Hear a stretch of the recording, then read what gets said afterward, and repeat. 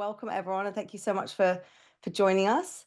My name's Louisa Boa-Taylor. I'm the head of media and research at AgFunder. We're a venture capital firm investing in deep tech to unlock bottlenecks in food and agriculture and planetary health. And today we're co-hosting this webinar with one of our portfolio companies, Lumi AI, to dig into how AI is being used in supply chains, but more importantly, what is actually working.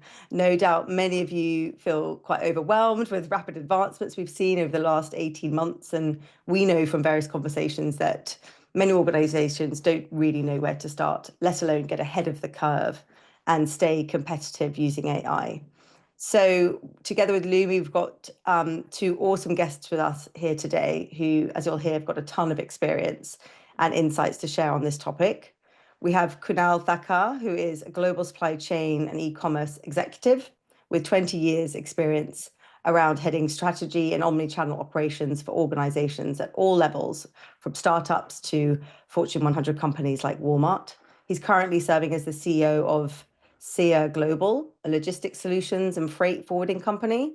And prior to this, he served as the president for M2C Trade and the chief supply chain officer at Thrasio. And then we also have Colin Kessinger, who is a supply chain analytics leader, a teacher, a researcher, and a practitioner. And over the last 30 years, he's worked with leading institutions and companies of all sizes, helping them to develop, deploy, and adopt analytics solutions, working both on the technology and the processes necessary to make them successful. And Ibra, would you like to introduce yourself, my co-host? For sure. Yeah, Louisa, thanks for that. Ibrahim Ashkar here, CEO and co-founder of Lumi AI. Prior to founding Lumi, spent my entire career in data analytics, primarily in the realms of supply chain data sets. I was the director of data science at Stored, a unicorn supply chain technology and fulfillment company. And before that, I was in consulting within Deloitte's artificial intelligence practice, building enterprise-grade data products for Fortune 500 companies, primarily in retail and supply chain. So that's been my bread and butter, and really excited to be co-hosting this here with you today, Louisa. Fantastic. So as you can see, we are in great hands. And before I kind of kick things off, just want to let you know that we will have a Q&A portion at the end of this event, but please do pop your questions in the channel. And then later when we open up the Q&A, you can raise your hand if you want to ask your question live. We can bring you up on the screen. So to do a bit of scene setting, we thought it might be helpful to share some stats around how corporations are investing in AI today. And as you can see from this first slide, it has grown significantly in the last less than a year, and particularly along the larger businesses that have more than $5 billion in revenue. There's been a over 400% jump in spending in less than a year. So I think the takeaway is, if you're not investing in AI as a business, you're probably being left behind.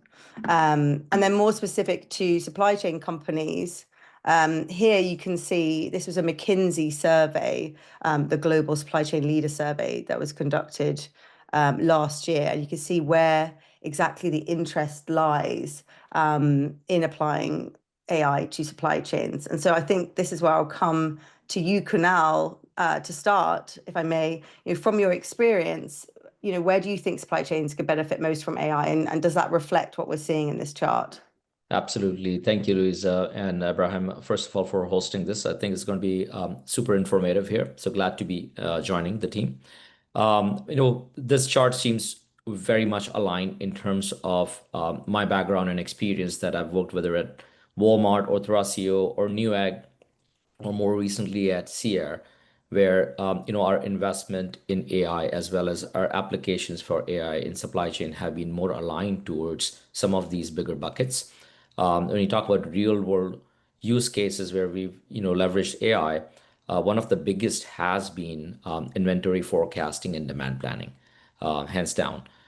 Taking both the external and the internal factors, whether it's making sure that we understand what our sales have been, what the trends have been, what the market has reacted to. At the same time, taking into consideration any type of promotional activities, etc., plugging that all as clean data, and then leveraging generative AI to help us create and make smart decisions. We've leveraged it in coordination with machine learning models with integrated sales velocity, seasonality, and promotional lift. We've also enabled SKU rationalization and automated replenishment decisions to have help better in-stock rates versus being out of stock at a marketplace or on our website. With that being said, one of the true case examples I can share is about most recent experience at Thrasio, where we had a ton and ton of inventory that we had built up post-COVID and had to optimize it to make sure that our working capital and cash flow is in line. And it helped us save over $100 million in supply chain cost savings when it came to inventory management with the right demand forecasting and planning. So that's just one of the many examples. But typically, the way we've also used AI is think about it in terms of a flow of information, funds, and goods. So when you think about a flow of goods, I personally leveraged it for transportation optimization, saving over $8 to $10 million with where we have a $150 million transportation spend for first, middle, and last mile using AI-powered transportation management tools to analyze real-time freight data, automate on carrier selections, reduce detention, demurrage, and last mile costs at the port by being more proactive versus reactive in terms of shipment coming in, scheduling for appointments, etc. That's on the flow of goods. On the flow of information, leveraged it with vendor scorecards and predictive alerts to improve on time in full, or OTIF, if you will, rates to be over 95%.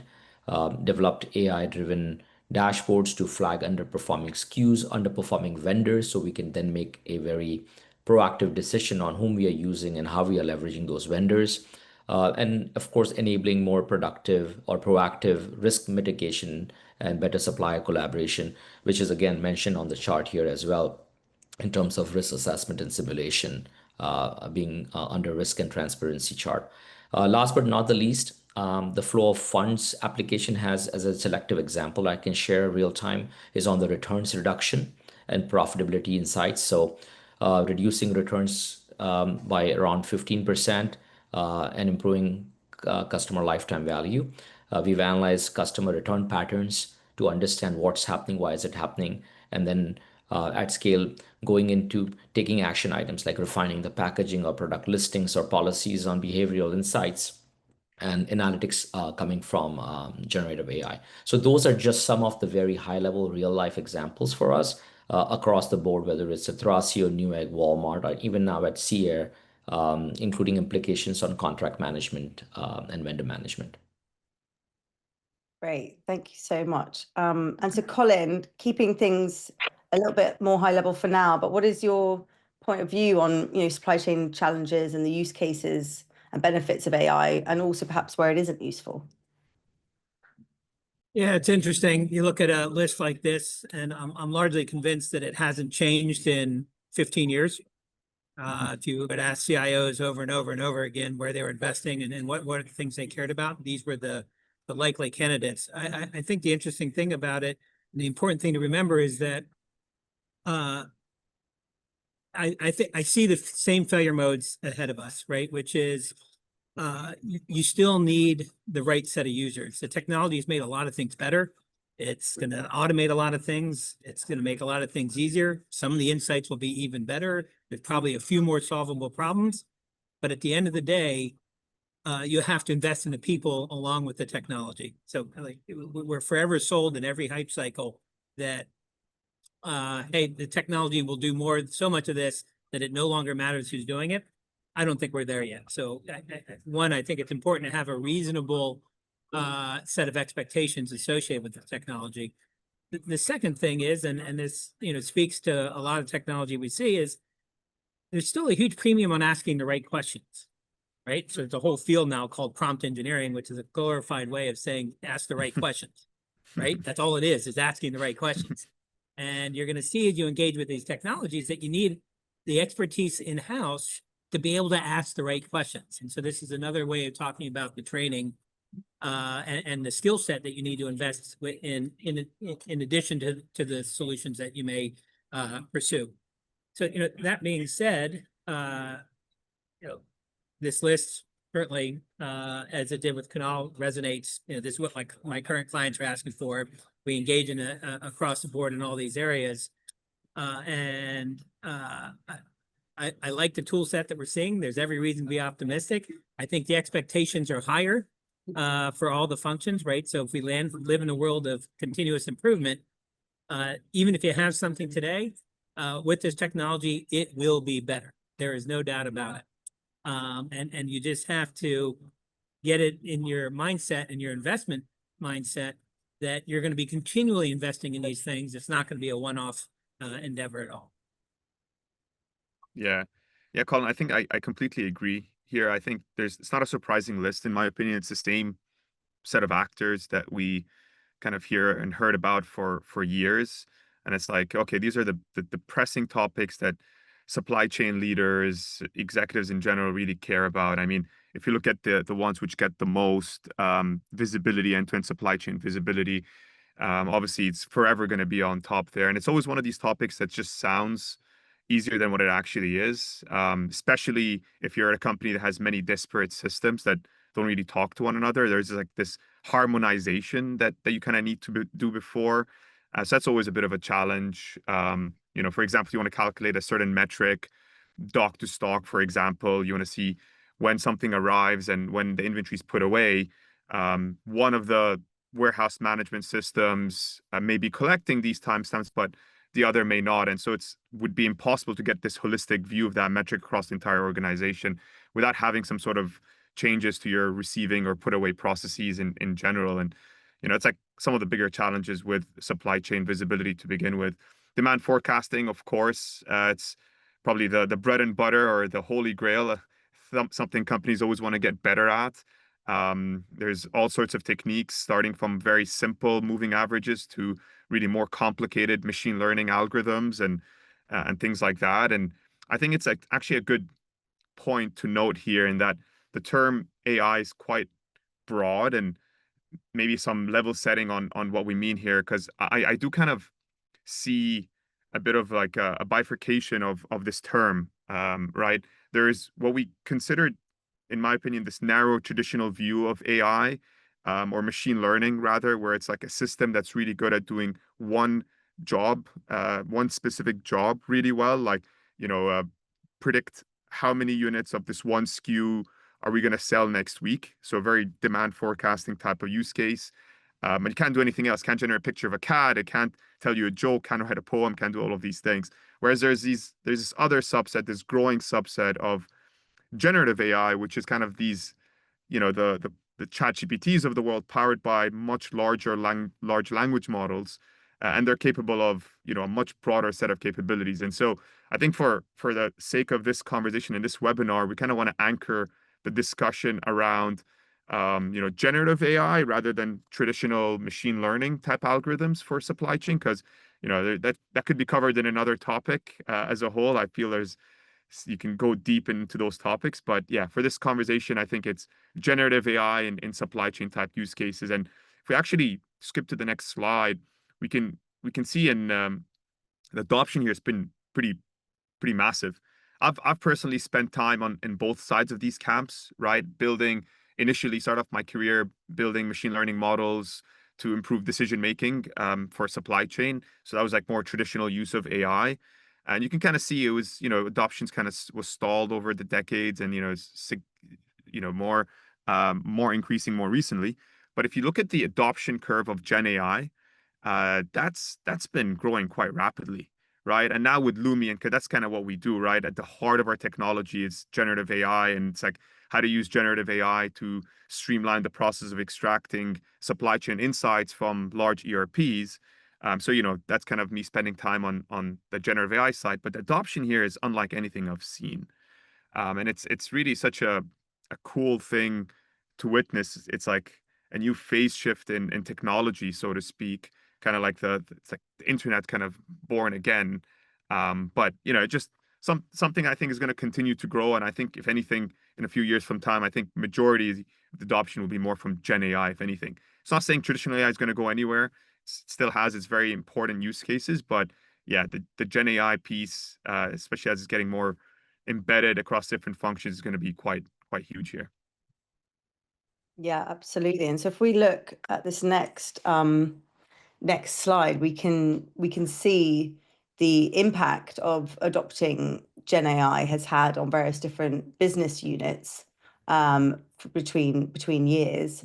And it's interesting to see supply chain is there, at the top as one of the functions that has reported the largest decrease in cost through the use of Gen AI. But at the same time, at this McKinsey report that's just come out this month has indicated that the bottom line impact is not really being seen at the enterprise-wide level. They said that nearly 8 in 10 companies report using Gen AI, yet as many report no significant bottom line impact, and they're calling that the Gen AI paradox. Were you going to say something, Ibra? No. Okay. Yeah, I mean, just interested, in what you guys think around that and how we can see this kind of shifting and how companies could start to see more of a bottom line impact from using Gen AI across supply chains. Yeah, and it's a good call out here, and I think that as Colin also mentioned, that when you think about Gen AI, it's going to become a part of the day-to-day operations. In my opinion, AI doesn't replace supply chain fundamentals; it scales them, right? I mean, when we align with the core business, it is going to be an execution engine versus becoming our strategy. But with that being said, if we take an approach, and I'm just going back to the fundamentals here, that if we start with a business problem and not an algorithm, we will see results.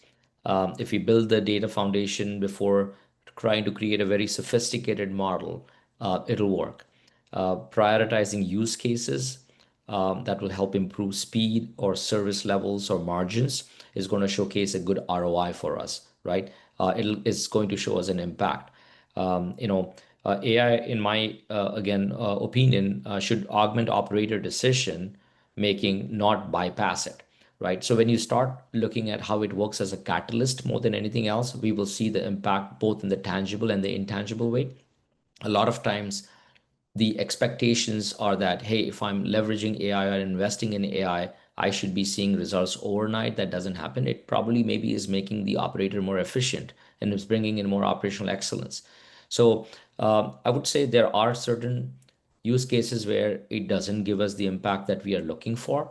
And I'll give you an example from one of the past workplaces is, thinking about, hey, generative AI is going to help me predict and pivot, right? It can give you data to help make a smarter decision, right? But blockchain has been similar like that, that the expectations were so much it became a buzzword forever. But at the end of the day, if you really want to see an impact, start small. As a business, that's my recommendation. Start thinking about putting in a service or a cost or a capacity outcome that we want out of it, and then leverage it as an application to allow scale the business versus thinking that it's going to make the strategy and the decision for you. Yeah, Colin, I agree. I agree, Kunal, so much with that point on like starting small, and that may be, and Colin, I'd love to get your perspective, but I wonder if that may be kind of why we may be seeing this Gen AI paradox in a way, in the sense that a lot of these like start small, prove the value, scale up, is still happening. We're still in that kind of that journey or that phase, in that while we may be seeing some ROI on smaller initiatives, they're just not materially been scaled across the organization to impact the bottom line as much. I think I've got other thoughts as well here, but Colin, I'm curious to get your take on this as well. Yeah.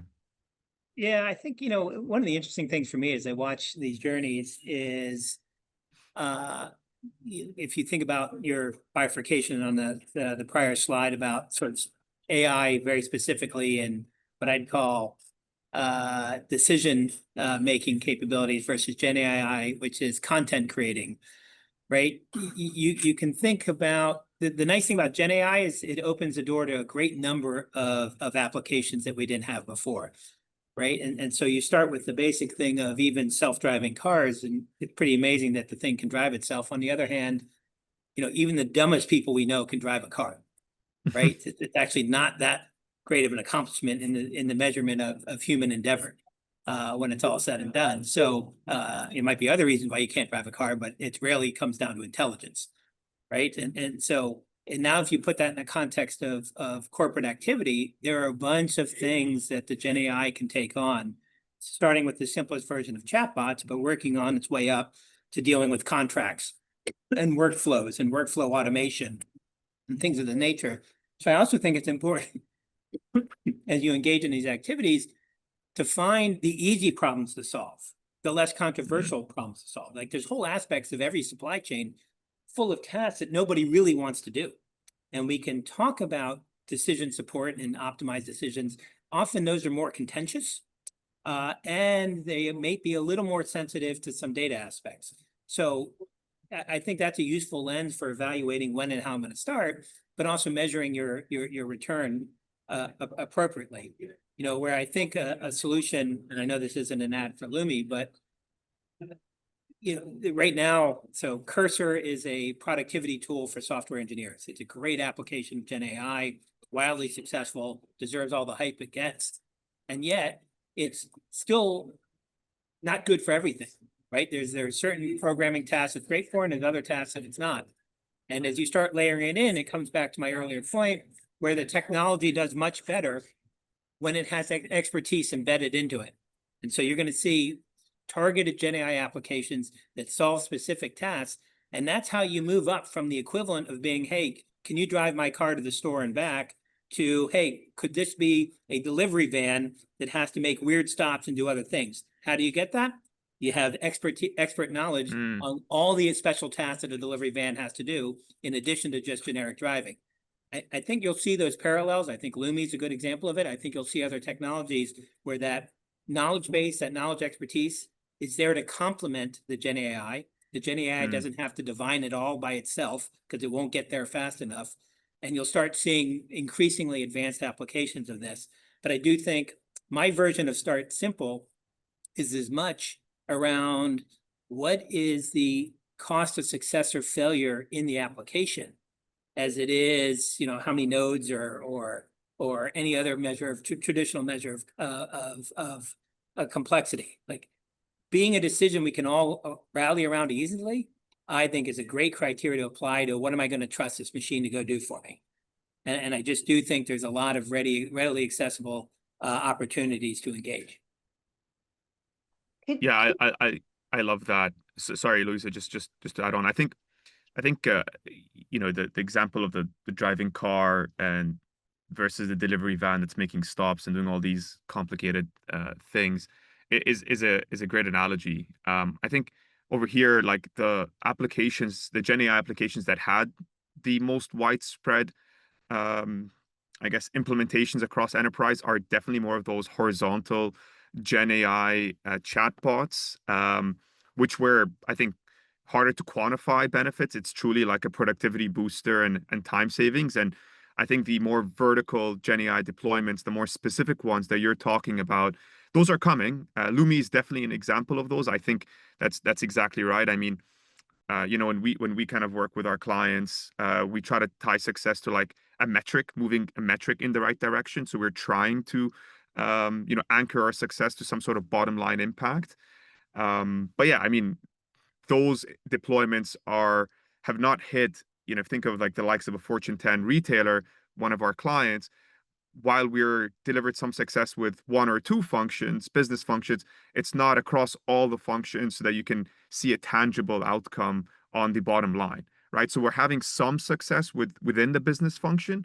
And you know, so that's why you may be seeing that, hey, first half of the year of 2024, you know, according to this slide, versus the second half of 2024, cost reductions have increased. So that makes sense on an initiative level for vertical Gen AI applications, but to impact the actual bottom line of the company in the earnings call, it needs to be more widely deployed or implemented. And so, you know, I think it's just a matter of time when we get there, but it's a matter of starting small, proving the value, and kind of scaling across. But sorry, just one other point, because you said something that was reminded me of this.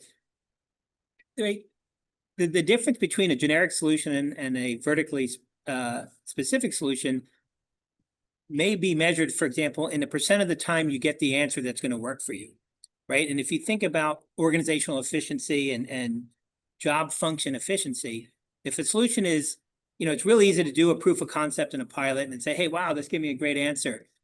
If that's only happening 70% of the time, the adoption rate's going to decline precipitously. The overlay of the vertical expertise is what gets you to a better answer 90% of the time, or 92% of the time, or 93%. And I think that's the other way to gauge this is you have to believe that you're going to get to a point where the answer is high quality enough, frequently enough, that it is a bona fide win. So, there's a lot of things you can put into ChatGPT today, which is great for a bunch of things, but in fairness, it's probably about accurate somewhere between 40 and 70% of the time. That's not going to make it as a workflow productivity boost in most functions, right? So I think that's the other piece that you have to be very mindful of is it looks really attractive real easily at the POC level, but the double and triple clicking on some of the stuff to make sure that it's a real win is, I think, essential given where we are in the stage of development. Totally agree. I'd love to get to some more kind of specific use cases, and as we move on to this next chart here, I know Ibra, you wanted to talk a bit about this and how this sort of shows that supply chain has performed above expectations in the use of Gen AI. And love to hear your thoughts, Ibra, and to the others, can you share some specific use cases on where you were, had your expectations, were great, were better than you thought on the ROI? Yeah, for sure. I think, Louisa, I really like this slide as a follow on from the previous one, because the previous one was like, hey, the Gen AI paradox, we're not seeing the impacts on the bottom line just yet on enterprise-wide level, but we are seeing some successes at a micro level within an organization. Well, not really micro; it's still substantial enough that we're expecting that we're seeing tangible ROI. And this chart kind of shows it and shows how supply chain is, if you look at it, more often than not, is above ROI expectations when it's implementing Gen AI solutions in supply chain. And this, personally from Lumi, there's a couple of good ones that come to mind, especially for clients who we've helped kind of provide recommendations on what to buy, when to buy, and how much. So to inform procurement decisions or, recommended POs and things like that. These were for like more mid-sized type of CPG retail clients, as they have a massive supply chain arm and they're really getting hurt by inventory stockouts and how they actually, what prompted this whole thing, is the fact that they were losing sales on the fact that they weren't able to service their clients because they didn't have the inventory in time. And so using Lumi, we were able to kind of connect to their ERPs, teach Lumi about the intricacies of their supply chain, their business terminology, and be able to kind of allow their supply chain planning teams and their procurement teams the ability to get like instant access to critical insights to inform procurement decisions. Like, hey, what are the items that are currently, running low on stock, and how much should we be purchasing, right? And so Lumi would do an analysis to figure out, okay, here are the items that are on, low weeks of supply, going to run out fairly soon, and here's the recommended quantity we should purchase. And embedding that into their workflow was really helpful. And again, drove a lot of kind of value for their team in kind of avoiding lost sales. And on the flip side of that, I know inventory optimization is a very interesting topic. It's one that's very near and dear to my heart. We worked with another chocolate manufacturer who was dealing with excess inventory problem, right? Where there's too much inventory, their procurement's actually resulting in too much inventory on hand, and that's tying up cash flow. And so using Lumi as a very easy way to pick out these unproductive areas within your organization of inventory was a big one, right? Like, hey, what are the items with the most weeks of supply, or are there any this was Chocolate Factory, they had this concept of expiring inventory. So are there items where we have expiring inventory soon, and how much of it, and all of that stuff. So we were able to kind of really hone in on certain use cases that tie to like measurable outcomes, in this case freeing up cash flow through optimizing inventory levels. And it's all through kind of having the the AI agents powering Lumi just to be familiar with their underlying data structures, SAP, Oracle, Microsoft Dynamics, their business terminology, and being able to kind of, query the data as needed whenever they want. So those are some of the smaller ones. On the larger ones that we've seen that have done well, like a Fortune 10 retailer, it's around kind of giving them boots on the ground, what's happening on the item store day level. Usually when you're at that scale, like a Fortune 10 retailer, you're dealing with hundreds of millions, if not billions of rows, and you won't be able to kind of put all of that into a dashboard, into Power BI or Tableau. And so you're forced to kind of aggregate it to a higher level in order to kind of get any sense of what's happening. But when you aggregate things to a higher level, you lose visibility on what's happening on the lower levels, right? So you're unable to see what's happening at the item store day level because it's just too granular, and your dashboards aren't capable of surfacing insights at that kind of level yet. And so Lumi was fantastic in surfacing these anomalies that are hiding beneath the aggregations, to help them weed out areas of their operations that are underperforming, or bottlenecks in their operations, and kind of actioning on them. So that's kind of some of the things that we've seen. But I'd love to get, Kunal, your take, Colin, on what you're seeing Yeah. as well. I know you work with a variety of clients. Yeah, Yeah, no, and maybe can I just jump in, and maybe you could share, example of something of an AI implementation that was above expectations, but also one that was below expectations, as a way to kind of give some of the people here, guidelines on maybe what not to do. Of course. I think well said, Abraham, and I think I'm going to piggyback on that with the real life solution where it did exceed expectations. It was more around, we've sold in my previous companies on Amazon and many marketplaces, and having inventory in FBA obviously is always, is a pro and a con. Because yes, you are being able to offer prime service, and you're being able to increase sales and being in stock. But on the other side, there's also holding costs associated with that, especially in Q4 where it quadruples on the holding cost. So you got to have the right balance of inventory sitting in an FBA or a other marketplace offered solution, and your 3PL to be able to do proper replenishments.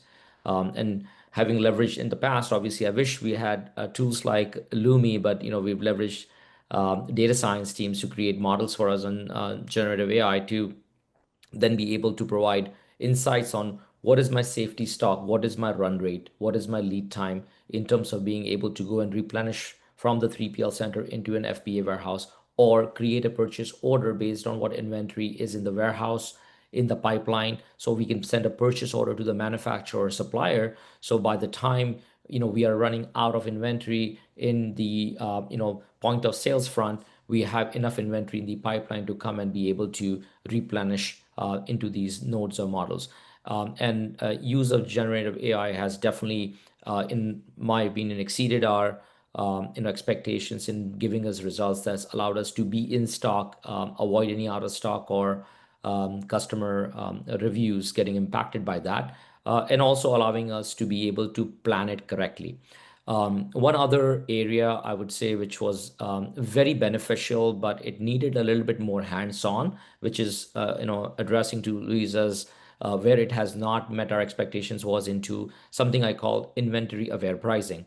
When you are selling online and you have a certain price based on competitive analysis and business assessments, what happens is some inventory you have it in lower in stock, and that your pipeline of bringing inventory from the sourcing facilities to shipping to getting it to the warehouses may take time sometimes because your sales have exceeded what you had predicted. And inventory aware pricing using generative AI would then help say, hey, if you're lower in quantity, let's raise the price. So we have better profit margins and we'll stay in stock till the inventory is back in. On the contrary, when we have excess inventory, it is say, let me discount the pricing by a little bit, which is then going to allow me to release my inventory a little bit faster, because then that ultimately makes sure that we do not have too much of holding cost or storage costs associated with that excess inventory. So with that being said, I think there is definitely certain areas where in the supply demand planning, in terms of replenishment or PO placement, it's exceeded expectations. Sometimes in inventory aware pricing, it is still learning, the behaviors of the customer to be able to give us very accurate. So this is where information, which is where a bit of a manual intervention still comes into play in making those decisions, or it may not have exceeded expectations in those areas. But those are my two real life examples. I think that it's allowed us to either exceed expectations or meet. Colin, to you. Yeah. So unfortunately, most of my real life experiences mirror yours. So I won't do all of you the disservice of repeating. I think the themes that Kunal laid out, we've now seen play out over and over again. There is definitely a fairly clear path to gains. I do want to go back to something that Ibra said earlier. It's easy to confuse this with, oh, I can just get dashboards, right? And the things that I would leave you with is, I haven't met many organizations that didn't have a backlog of dashboards that needed to be built. Everyone's always waiting on some BI team to go spin something up. I haven't been to many organizations that don't have more dashboards that aren't used than used. So we spend a lot of effort waiting around for things. They all get created, and then we forget why they were even created. Along those same lines, I can't remember the last time, I mean, it happens all the time, is hey, by the time the dashboard was done, I no longer cared about the problem, right? And so, what we're, the use of AI here is that, yes, I have a standard set of reports. We all know what they are, and that's great. But there's so much dynamic activity in our supply chains. It's a great example that very often on any given week or any given month, I need to go chase a problem for 4 weeks, and then it's resolved and I move on. A supplier went down. Shipment got lost, whatever it is, that there's something that I need to go watch closely. And the beautiful thing about AI is that it enables adaptability, right? So there's a productivity aspect to it. Hey, it'll write some code on my behalf so I can stand up a new dashboard much faster. I can get through the iterations much faster. Therefore, I'll have the relevant data much faster, hopefully before my crisis is blown up. And so I do want, again, in that lens that I laid out, Ibra laid out a number of cases that it enabled better decisions for sure, right? That's the end game. But the speed and adaptability to get there is as important as the quality of the answer that you got. And so I want to make sure that as you look through your own application opportunities, that you put equal value on that productivity gain and that adaptability and that flexibility versus just, hey, now have a report that I didn't have before. Because almost any BI organization would just tell you, hey, tell me what report you want, I'll build it. Like that doesn't feel any different, except that, hey, BI organization, you take too long. You have too many requests. The requests aren't always clear, right? So there's a lot of interference in that process that AI in this application, but across the board, has a tremendous opportunity to reduce, mitigate, or eliminate. Yeah. Colin, on that note, and just in the interest of time, I think the next slide would be quite awesome. You mentioned, how do you think about laying out the framework of use cases in your organization? So this is this is also an excerpt from the McKinsey publication that was just this month, I believe, on how they're trying to map out use cases around horizontal versus vertical, so to speak, across the different business functions, supply chain being one of them.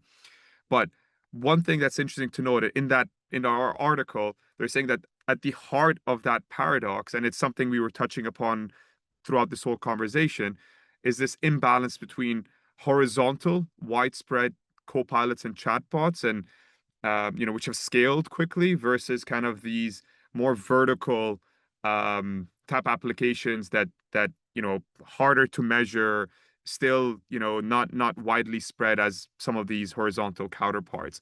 So I'm curious to get your thoughts on, one, the explanation McKinsey put out here, and two, this framework as a whole, to kind of thinking through how to think about the use cases within an organization. Sure. I think I can provide a little bit of my perspective here, that one of the big things for these initiatives of leveraging generative AI, whether it's within supply chain or cross-functionally, it is that it has to be cross-functional, right? We can talk about supply demand planning and other examples over here, inventory management and optimization as a supply chain function. But think about it when you look at the functions on the top. Procurement plays a big role because we got to source the inventory, the right quantity at the right time at the right place. Supply chain is the one who's taking the action on it. Um, Marketing is the one that is deciding on when the promotions are going to be. That's going to dictate the demand. That if I have a promotion, I better have the right inventory in place. Technology plays a big role in terms of helping us implement it. And ultimately, the customer service is going to provide us the information on what was the post-purchase customer experience, having done all that we did upstream. So in a way, there is one of the areas where I've seen companies fail or not seen the impact is when they are not working cross-functionally. We can call that supply chain as a leader, but supply chain using AI in supply chain, but it is totally dependent on other cross functions. So that alignment is necessary, in my opinion. Second thing is the data. We need to make sure that the data is clean, the master data file is accurate for us to even come to a proper conclusion. And that, in my opinion, again, goes across the board with working with the tech team, working with the other functions to make sure that we have collected the right data and populated it into our engines to then, say input equals output. So that's just my high level thought process. And at the end of the day, in looking at these vertical use cases or horizontal use cases, I don't feel that you're going to see a very big impact unless you work on initiatives that are more cross-functional and have an alignment, versus when you start working in vertical areas. Of course, there are exceptions, no doubt about it, in every business. But vertically, I think getting insights, AI will help a lot. Getting insights faster with large data sets is going to definitely help. But again, when you go to act on it or you do the action, it is all interdependent and cross-functional. Colin, did you want to add anything there? Yep, just one little lens on this. What's fascinating about the list at the bottom is, well, first of all, the fact that there's a horizontal and vertical is just a reinforcement of there are things where that domain knowledge is just less important. And so you're going to get some of that, but they'll only get you so far, and it won't be as far as what some of those vertically specific solutions are. So take Cursor, which is a great code development tool. It's different than ChatGPT, same underlying technology, but again, very specific for a certain set of activities. Cursor applied to other activities actually doesn't perform well at all. So, again, that vertical specificity matters. The second thing I would tell you, it's interesting, as I look through the 10 boxes, 7 of them are unique to Gen AI versus old tools. So the creation of content, the brainstorming of ideas, the support assistant, the ticket categorizer, those are all things that Gen AI is going to do a lot of things, I think, to introduce new capabilities. Prioritizing and qualifying accounts, historically, there's great tools for it, the non-Gen AI version of it, the insights provider, a good data science with that. Scientists could do many of the great things. Gen AI can provide some augmentation. And then, of course, the demand forecaster is also in that category. So for me, it's interesting, hey, where are there sort of net new big opportunities? And you'll look in the other 7, and then again, it amounts to automation and productivity, right? Most of them aren't really about insights. Summarizing research and trends, right? That's an automation activity, et cetera. So I think it's interesting to reflect on where you're going to see traction first and sort of watch the progression. For me, in the forecasting space and the inventory space, and even in the sales assistant space, I think the great opportunity is the conversion of unstructured data into structured data. So our traditional machine learning models love structured data. And there's a lot of things we like about traditional machine learning models, because ultimately we can dissect how they actually worked and explain why they did what they did. And for some of these functions, that's really important. But still, there's that opportunity to say, all right, hey, there's a bunch of industry reports or projections about microclimates and what yields and production quantities will be and all that kind of stuff. And the question is, how do I take all that unstructured data, reform it into something that I can then build a model against? And I think we tend to think only about the decision itself, but in my opinion, one of the models with more data always beat models with less data. Like that's just virtually, if you can see more, it may not use all the data you feed it, but the more opportunities you give it to be successful, the more likely it is. And that quickly becomes more important than the how exotic your model is. So to me, one of the great things, having been a lifelong work in this field, is the untapped potential of taking all this data from all these different places, putting it into a structured format, and then feeding it into models. Yeah, that's interesting. I think we talked about this before, thinking of Gen AI as a way to enrich the data that you need to feed into like a demand forecasting model powered by traditional machine learning algorithms. That's a super interesting idea. And this is just one framework that McKinsey put out. I thought it was interesting thought framework, and they're using this framework as a reason to explain why we haven't seen material impacts on the bottom line yet. It's because horizontal use cases are more widespread and it's more about productivity boost. And so that's kind of why you're unable to see the impacts of the bottom line versus the fact that these vertical ones maybe are not in wide scale adoption just yet. But it's just one framework. I think OpenAI has come up with their own framework for enterprise on how to think of AI use cases or Gen AI use cases within the organization. Louise, if you want to go to the next slide. Yeah, so they thought of it in the form of like 6 primitives is what they said they called it AI, but this is for Gen AI, what they meant. And this is just for enterprises on how to think of use cases. So when there's content creation, there's research, there's coding, data analysis, ideation strategy, and automation. And they're like, okay, well, there's a whole paper we can kind of dive deeper into, but they're thinking of these are the main use cases of Gen AI across any function that you think of, right? So within supply chain, where are you spending lots of time coding, for example, and obviously extracting insights from a ERP or WMS or OMS is an obvious area that's ripe for disruption for Gen AI, and that's an area that Lumi kind of thrives in. But that's kind of the realm of what they're trying to do, or content creation, creating SOPs for employees that follow some sort of guidebook or handbooks and things like that. The research part, I think, is really cool. We're seeing a bunch of tools, especially in like the procurement, contract management space. Kunal, I think you've seen a bunch of these tools where they actually pull information from third parties, summarize it, and give you like a vendor risk score and all of that stuff. So this is some of the use cases. Sorry, Kunal, I'll let you jump in. Oh, you're on mute. No, I think that's right on, Abraham. And I think, first things first is always the DICA model, D for data, I for information you gain from it, K for the knowledge, and then A for the action. I love it.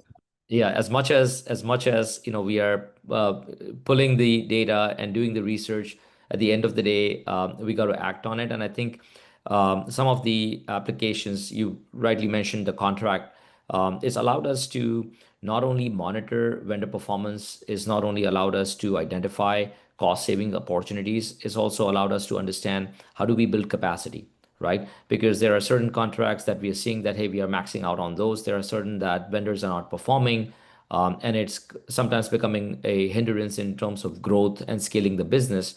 So you act on it. You get the data, you've leveraged it, and you've done the data analysis. The ideation and the strategy happens, and then you go act on it by taking the action, and then automatically getting new vendors or doing better vendor performance management, right, to mitigate any risk that might be coming with it. So I think that's one area. The other area is also cost optimization through, I mentioned about transportation management system earlier, is, hey, I've got a ton of these shipping carrier partners that I have rates from, and they're plugged into my TMS. But what are the variables, right? What am I defining as a variable? Is the variable that select a partner for me who can get me from point A to point B in a certain time in transit? who has the service level that I'm looking for, who has the right volume discounts for me. Is that carrier already maxed out on the rebate or the discounts I can get? So maybe move the volume to another carrier so I can start gaining over there. Oh, one more variable. How about customer experience? Right? Is the rate best, but is the customer experience with that carrier the best? So you got to balance that profitability with the post-purchase customer experience. A lot of that decision making that we've started to use generative AI into play versus having to have done those decisions manually before, right? So I think these are just some amazing areas where we could tap into each one of these at some point, whether it's data analysis or strategy or automation, to help us make sound decisions for the customer. Mm. Great. We are nearly running out of time, and we've already got some amazing questions. So I think we can jump to those. And so first one is, with the growing interest in implementing generative AI in supply chain operations, how are companies addressing concerns around data privacy and sensitive business information? And have you observed any resistance to adoption due to these concerns? And how are organizations navigating the balance between innovation and data protection? I don't know who would like to kick I off. think I'd like to answer that. We've done our fair share of security clearances and privacy policies and things like that at this point. It's definitely top of mind. I think companies are very sensitive with their data, and obviously at the start, maybe in early 2023, there was a lot of kind of, we don't even want to use Gen AI to begin with because they may be using our data to train their models and things like that. I do think we're a bit better now, but I think you still gotta adhere to all the enterprise standards and protocols that they expect about data not leaving their environment, data being handled in a proper way. Most of these corporations have security clearances, intensive, like 300 questionnaires at times that you gotta kind of honestly answer. There's no way around it. You gotta have your SOC 2 compliances. You gotta make sure you're handling data in the right way. Things are encrypted in the right way. So all of those are things that you have to do if you want to cater to enterprise. And more recently, I've seen that a lot of these companies now have AI committees. So in this concept of there's the IT security clearance, which is just going over the basics, making sure their data is secured and not subject to potential leaks or hacks, but also then a separate AI council that is just considering the more tactical uses of AI's ability to influence or spread misinformation or things like that. And if you want to sell into an enterprise, you got to be able to kind of walk through both of those conversations and have solid responses to kind of each, I suppose. And in that process, you'll discover features that you need to build and things that you need to account for in order to cater to like the most stringent of organizations. We've done a fair share of them at Lumi. Happy to say that from the start, we built it in a way that ensures that data remains within the client's environment. So addressing the concerns of, hey, I don't want to share my data or anything like that with the AI or with you guys. So that was really good from the onset. But I don't think there's you have to be very mindful about it. I don't think that's going to go anytime soon. So you have to innovate while the question is like balance between innovation and data protection. I think the innovation has to happen in light of the data protection framework as well. So you have to kind of have that as a constraint to begin with. Great question. What is the best way to get started using AI? I think, Kunal, this might be a good one for you. Is there something we should focus on to get started? I think it's a good question, and something really basic that we all need to ask when we get started. So I've mentioned this earlier, and I'll repeat, is that AI projects don't scale unless we have a good cross-functional ownership. So getting an alignment from cross-functional partners is very critical. Having a good master data quality, it'll lead to more reliable predictions and solutions. And ultimately, tech for tech's sake with unclear ROI is not a good idea. So having a good mindset in terms of I want an ROI, whether it's improving my time in transit or improving cost or improving capacity or quality, or getting more accurate reporting. Those are the ultimate outcomes that we need to have in mind before we start creating a solution around it using AI. So those are some basic, fundamental, initiatives that I'd recommend for starting with AI.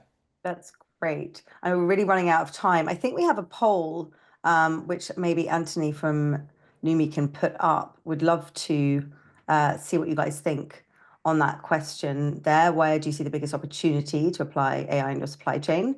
And as you guys are answering that, another question we have is, what is the biggest obstacle for adoption? I don't know if, Colin, you have a response Yeah, there. it'll sort of tie back. I'm going to wrap up the two prior answers into this one. Look, I do think the security, for whatever it's worth, will be a solvable problem. Like, it's too important to solve, and every vendor in the space has to come up with a credible solution. IT organizations, sort of as a group, will come up with acceptable standards. So I think there'll be great progress there. I think, but on the flip side, it's almost nice that it's painful, in that it'll keep you from jumping in on the wrong things. Like, it's so easy. Like, every function in your organization is getting hit by some Gen AI vendor who wants to sell you something. And if there isn't enough pain associated with it, you're going to do exactly the opposite of what Kunal said and says, I don't know about the ROI, it doesn't matter. It looks kind of fun and cool. And your proof of concept is great. And before you know it, you've wasted way too much time on this stuff. The only other thing that I'd layer onto it is, I honestly would start with a problem that you understand very well. It may be a little counterintuitive. The problem you don't understand is where you might bring in a consultant and you're going to get all of insight and you say, wow, there's a lot of value. Assessing the performance of these technologies is a non-trivial task. And it goes back to asking the right questions, knowing what you're getting out of it, being absolutely sure that it's creating value, and not having to fight a change management battle, I think make great criteria for getting started. The threat is lower. Your ability to assess and learning how to assess these technologies is much better because it's an area that you understand. There's immediate workflow and automation, and therefore productivity gains associated with a bunch of these things. So I would get your feet wet. Like I said, like on the lead generation and the inventory optimization forecasting, if you haven't been an active participant in evaluating these technologies for the last 5 years, this is a hard place to start. And it's easy to get sort of bamboozled by all the fancy demos and all that kind of stuff. And that's why I keep coming back to that ROI problem. I really understand. It won't be debatable. I don't have to fight the organization on it. I think that's a great way to get started in these, both financially, but also just organizationally.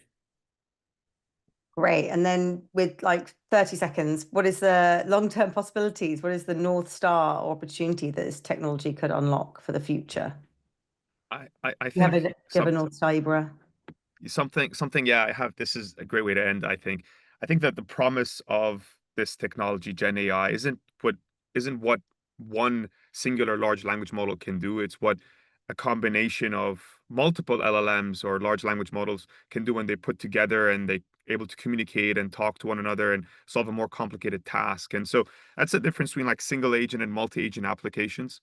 And really the promise of these multi-agent or agentic workflows, there's multiple terminology going out there, is their ability to not only auto extract insights for you, but the ability to take actions as well. And that's where I think things become really interesting. And that's like the promise of this technology as a whole, is that you now have this incredible technology that's like can dig up insights for you, and then with a human in the loop kind of a button, take an action for you. For example, issue a DC to store stock transfer, or mark a vendor as like a do not purchase from this vendor or whatever. But being able to take these actions and streamline a lot of manual processes, that's like what I think the true promise of this technology is headed in. And in our world with Lumi, we're trying to build that agentic workflows for kind of supply chain. So an agent that can extract insights from supply chain data sets, surface them to the appropriate stakeholders, provide recommendations, and then with a click of a button, someone will be able to action on those recommendations as well. That, in my opinion, is the future. Amazing. I know we're near the end of time. I'm going to add one last thing because it's so short. like the aspiration for this technology is that we should all enjoy our jobs more. I'll just leave you with that. Yes. We Yes. should all enjoy our jobs more if we do this right. Yeah. I love It's a that. catalyst to make us more successful, period. Absolutely. Yeah. A great place to stop. Well, thank you so much, everyone, for attending. We will be sending out the recording to all of you so you can follow up. We are also going to be co-hosting another webinar in about a month's time. Do follow Lumi on LinkedIn or AgFunder to get more information about that. And yeah, thank you so much for joining us. Thank you to our speakers, Kunal and Colin. Thank you. Thanks, Thank Colin, you. Kunal. Thanks, everyone.